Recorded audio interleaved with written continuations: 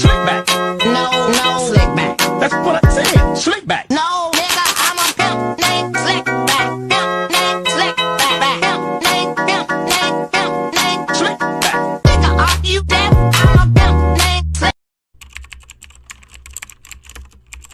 Menurut Komalasari tahun 2010 halaman 56, metode pembelajaran yang dilakukan seseorang dalam mengimplementasikan metode dengan spesifik. Yang pertama ada metode konvensional.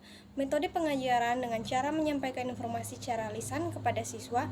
Contohnya, guru memberikan informasi mengenai liburnya sekolah dalam rangka memperingati Hari Kemerdekaan Indonesia kepada siswa. Yang kedua ada metode diskusi.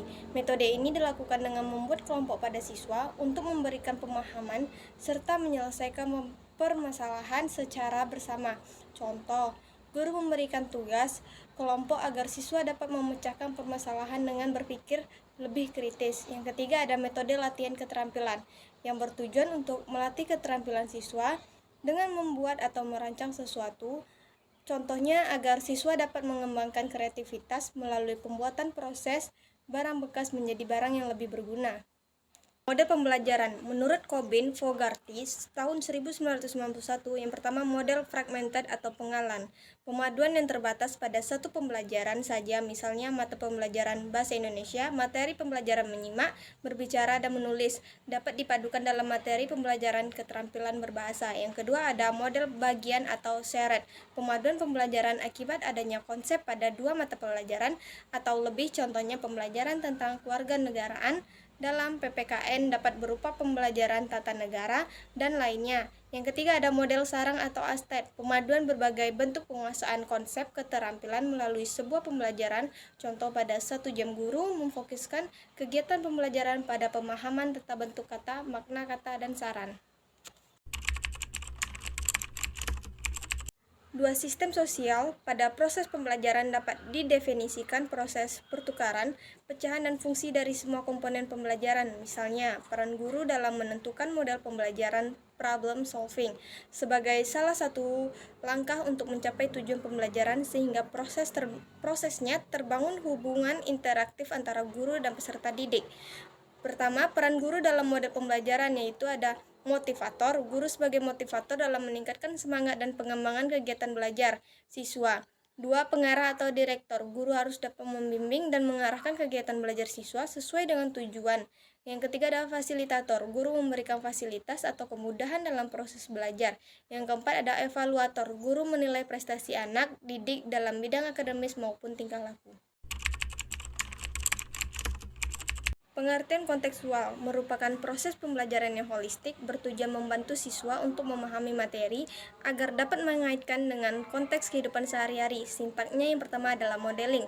Guru menyampaikan mengenai kompetensi dan tujuan bimbingan dan motivasi pada peserta didik. Yang kedua ada inquiry. Guru membimbing peserta didik dalam melakukan tahap ini dan membuat mereka berpikir kritis. Yang ketiga ada questioning untuk menanamkan karakter ingin tahu pada peserta didik dengan bertanya. Yang keempat ada learning community. Peserta didik akan diminta untuk bekerja sama melaksanakan berbagai aktivitas penelitian dalam kelompok. Yang kelima ada kontinuitisme. Guru membuat peserta didik pengertian secara mandiri dari kegiatan sebelumnya yang telah mereka lakukan. Yang keenam ada reflection. Guru meminta peserta didik untuk merefleksi kegiatan yang telah mereka lakukan selama ini. Yang ketujuh ada asesmen. Guru menilai peserta didik secara objektif. Sistem pendukung. Tercapainya tujuan pembelajaran tentu saja tidak dapat diabaikan. Pembelajaran membutuhkan pengaitan materi dengan lingkungan terdekat siswa, yaitu tercapainya suasana pembelajaran yang kondusif, lingkungan sekolah sebagai wahana kegiatan pembelajaran. Selain itu, tersedianya buku cerpen, laptop, dan suasana yang kooperatif dapat mendukung implementasi mode pembelajaran. Dampaknya dapat menciptakan suasana yang lebih menarik dalam proses belajar mengajar, sehingga siswa menjadi lebih baik dan prestasi belajar meningkat.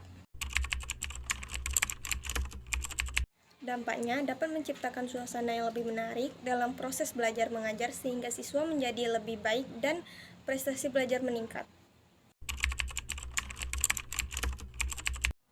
Pengertian pembelajaran kooperatif adalah strategi pembelajaran di mana siswa belajar dan bekerja dalam kelompok kecil secara kolaboratif yang anggotanya terdiri dari 2-5 orang.